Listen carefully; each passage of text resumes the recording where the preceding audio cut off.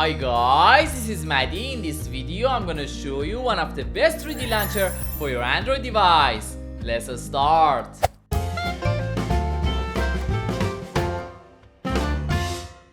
First open Play Store. Then search Go Launcher S.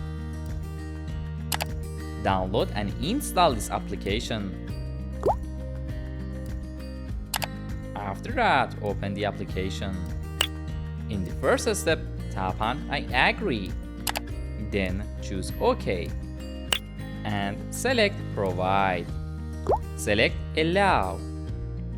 In this step, choose your wallpaper and tap on Set as Wallpaper. Finally, select Done. Wow, amazing! Let me show you something cool.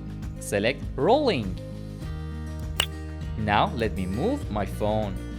Tap on Gun button. This is one of the best launcher that you can find in Play Store. Also, you have option to make your phone faster. Thank you so much for watching this video, and I hope this video was useful for you. If you have any questions, please let me know. Subscribe in our channel so that you can find lots of clever features and useful tools. See you soon in the next video.